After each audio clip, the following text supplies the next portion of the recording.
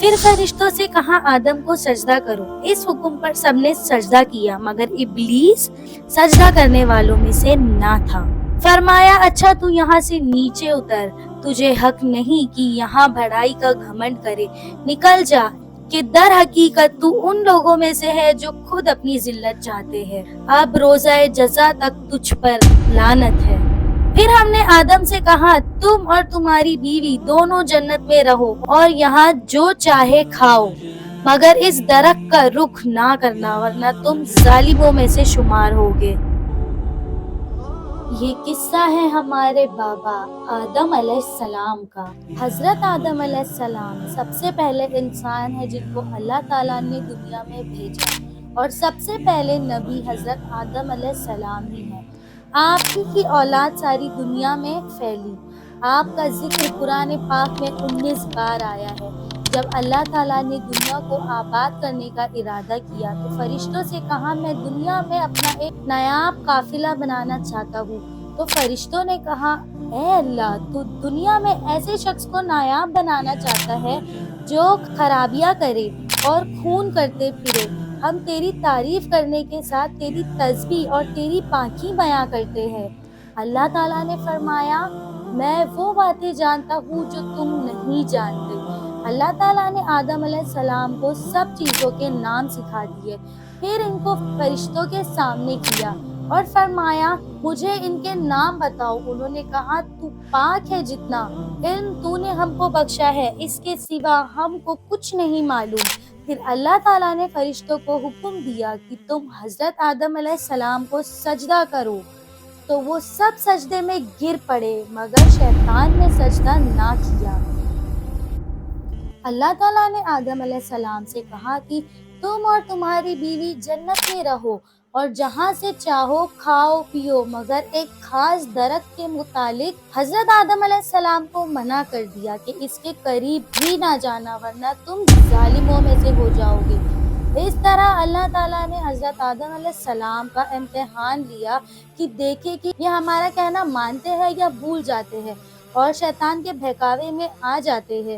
شیطان جو پہلے ہی حضرت آدم علیہ السلام سے ناراض تھا کہ ان کی وجہ سے اللہ تعالیٰ کے دربار سے نکالا اور اللہ تعالیٰ کی لعنت اس پر ہوئی، اور اس نے قسم کھائی تھی کہ میں حضرت آدم اور اس کی اولاد کو قیامت تک بھٹکاتا رہوں گا، کہ اللہ تعالیٰ کا کہنا نہ مانا اور خوب برائیاں پھیلائی۔ وہ حضرت آدم علیہ السلام اور ان کی بیوی حضرت حوا علیہ السلام کو برابر بہکاتا رہا۔ اس درخت کا پھل تم ضرور کھاؤ، اس کے کھانے سے تم فرشتے بن جاؤ گے، جنت میں سے کبھی نہ نکلو گے۔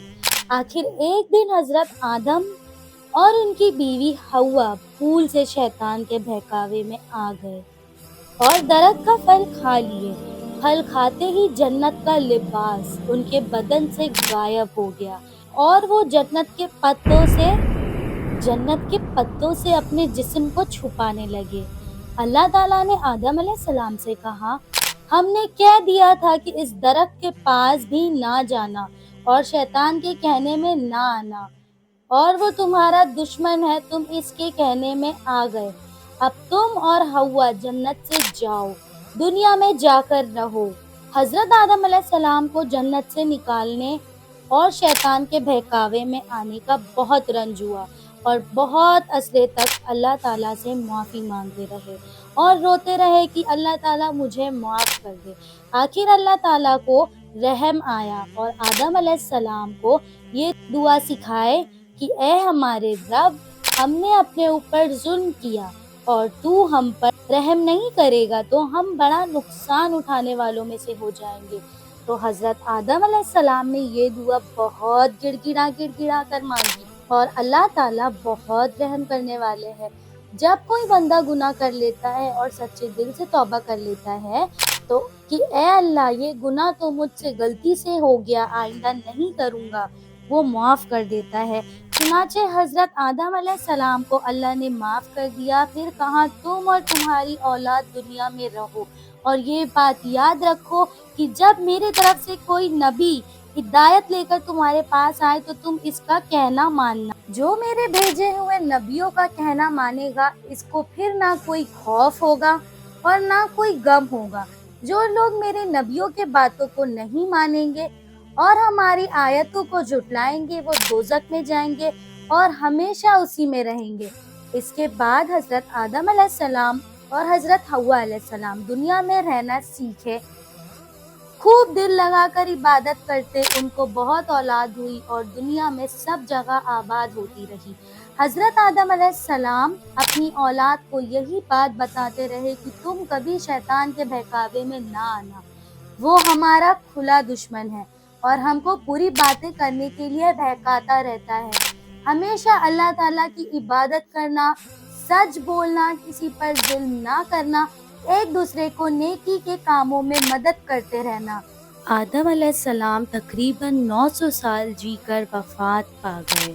शैतान ने अल्लाह ताला से अहद लिया हुआ है कि वो इंसान को बहकाता रहेगा, लेकिन अल्लाह ताला ने भी उससे वादा किया हुआ है कि मेरा बंदा अगर माफ़ी मांगेगा मैं उसको ज़रूर माफ़ करूँगा। इसीलिए शैतान की पैरवी से बचे, क्योंकि शैतान और शैतान की पैरवी करने वाला इंसान जहन्नमी होगा।